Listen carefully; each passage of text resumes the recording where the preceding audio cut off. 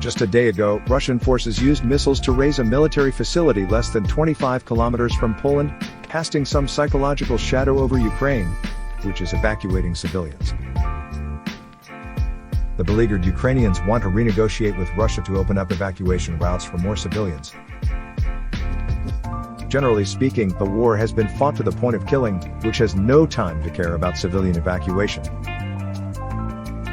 But the war between Russia and Ukraine is a rather friendly one. Russian convoys in Kherson Oblast move in such an orderly fashion that civilian vehicles can cross at will. Russian troops in Kharkiv go shopping in stores and are woefully waved by salesmen when they pay. Mariupol was besieged without water and electricity, and the Russian army did not just take advantage of your illness, but proposed to open a humanitarian corridor. To this day, the Russian army has adopted a civilian-conscious approach to the fight, without any NATO bombing of the FRY kingdom, largely in consideration of the compatriotism of the Russian and Ukrainian people. In Russia, there are 100 people who have relatives in Ukraine. They believe that the Russians are not invading, but simply denazifying Ukraine. Whenever the Ukrainians are mentioned, Putin not only does not cry foul, but will often use a word, brotherly nation. This concept goes back to when Russia and Ukraine merged. The entire history of Russia is a history of the expansion of the Russian race on the Eurasian continent. In the process of expansion, Russia not only swallowed up large tracts of land, but also took in many of the ethnic groups that lived on those lands, the Ukrainians being one of them. Unlike other ethnic groups, Russians have a stronger national attachment to Ukrainians and Belarusians. Since the merger of Tsarist Russia with Eastern Ukraine in the late 17th century, the Russian elite has had a name for Ukrainians, Little Russia. This term means that, although not of the same ethnicity, Ukrainians have become very close to the Great Russians, that is, the Russians themselves, a relationship much closer than that between the English and the Scots. During the Tsarist era, many Russians considered themselves to be part of the Russian nation along with the Ukrainians. The concept of the Russian nation includes Great Russia, Russia, Little Russia, Ukraine, and Belarus, the white trinity of Russia and Ukraine, all Slavic brothers. Part of what Putin mentioned in his speech recognizing the independence of Donbas, such as the family of Russia and Ukraine, comes from this concept. However, in the Russian historical narrative, Russia and Ukraine are linked not only by ethnicity, but also by the land they inhabit. Closer to home, as early as the 18th century, Ukrainians enjoyed the dividends of Russian expansion, repeatedly using the Russian sword to acquire land for the Ukrainian plow. During the 100 battles of the Russo-Turkish War, the Ottoman Empire gradually ceded to Tsarist Russia the northern part of the Black Sea, roughly equivalent to the southern and eastern Ukraine without Crimea. The land was named New Russia by Ekaterina. In the years that followed, the New Russia garrison acted as a production and construction corps. The Russian army spent decades building familiar cities on this wasteland: Kherson, Berdyansk, Mariupol, Odessa, Dnipro, Zaporozhye. Almost every one of them has been on the hot seat during this year's war between Russia and Ukraine. Most of the inhabitants of these cities emigrated from the territory of Russia.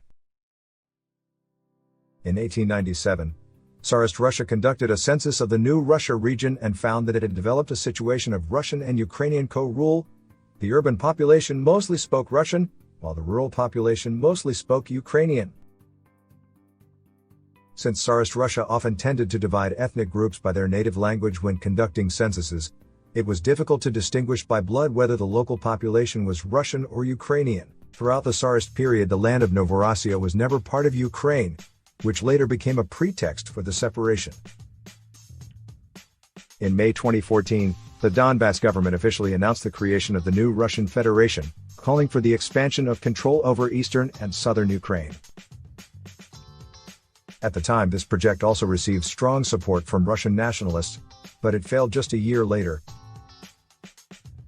It can be said that Russia and Ukraine in the Tsarist era were inextricably linked, both in terms of ethnic identity and sphere of residence, or rather, they were distinguished less clearly than they were later. The other side of this close connection, of course, is the strong assimilation of Ukraine by Russia, and Ukrainians present a very different attitude toward assimilation. In the literary world, for example, Gogol, who was born in rural Ukraine, insisted on writing in Russian throughout his life and stated that he would not favor either Great or Little Russia.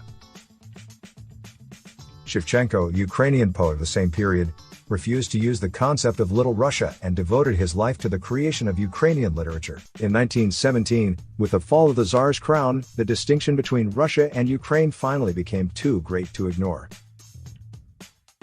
During the Tsarist era, the jurisprudence of many territories rested with the Tsar alone, and a significant part of the territory belonged to the Romanov dynasty rather than to the Russian Empire. And after the fall of the Tsar, Russia lost its jurisprudence over the territories belonging to the Tsar. Influenced by nationalism, the people of these territories developed a desire for independence. At that time, 6 separatist regimes emerged in Ukraine alone, the most famous of which was the Ukrainian People's Republic established by Petliura. For the new Soviet regime, taking the Tsarist jurisprudence to recover these lost territories was tantamount to taking the sword of the former dynasty and beheading the officials of the present one. Therefore, the Bolsheviks finally surrendered to reality. Lenin adopted the practice of allowing the constituent states to form a union in the form of autonomy in order to induce the non-Russian territories, including Ukraine, to stay in the new state. On December 30, 1922, Ukraine joined with 3 other Union republics, including Russia, Belarus, and Transcaucasia, to form the USSR. From this moment on, an important watershed in Russian-Ukrainian relations was reached. Being part of the same union, Ukraine and Russia were by now 2 different republics, and the distinction between Russians and Ukrainians was put on the table. If Russia and Ukraine were perceived by Tsarist Russia as one family without distinction, the Soviet Union defined Russia and Ukraine as 2 families that loved each other. From its founding to its dissolution, the Soviet Union, while often advocating friendship between the Russian and Ukrainian peoples, also always recognized the Ukrainians as a separate people from the Russians. The Soviet Union codified the Ukrainian language in its official form and appointed cadres of Ukrainian origin to run Ukraine. At the time of the Yalta Conference, Stalin secured for Ukraine a seat as a founding member of the United Nations on the grounds that Ukraine had sacrificed so much and worked so hard in the fight against the Nazis. When it comes to Ukraine in the Soviet era, it is natural not to avoid the territorial issue. There is a theory circulating on the internet that the Soviet Union was sandbagging the territory of Ukraine, using the Russian community in these territories as a counterweight to the Ukrainian community. In fact, the Soviet Union was more of an experiment than a sand-blending exercise. Because sand mixing at least has a coherence, while experimentation is a matter of arbitrariness. Stalin and Khrushchev, for example, gave Western Ukraine and Crimea to Ukraine, but the peoples of these 2 lands were opposed to each other. Western Ukraine was dominated by Polish-influenced Ugandans, while Crimea was dominated by Russian-influenced Russians.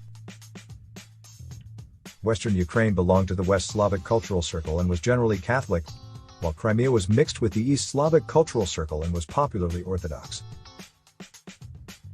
Western Ukraine had a low sense of Russian identity, while Crimea regarded Russia as a family. When the Germans invaded, Western Ukraine welcomed the king's troops with food and milk, while Crimea resisted to the last minute. The people of these 2 lands had little in common, and the Soviet Union forced them together. Ukraine, of course, expanded considerably, but at the cost of becoming a testing ground for interethnic mixing. The pro-Russian Eastern Ukraine and the anti-Russian Western Ukraine fought each other like 2 children who did not like each other and were kept at bay by their Soviet mothers. The Soviet Union was a country that aspired to the Starry Sea, and had always wanted to make the various nationalities, including Russia and Ukraine, into a community of Soviet people. But after 69 years of perseverance, she failed.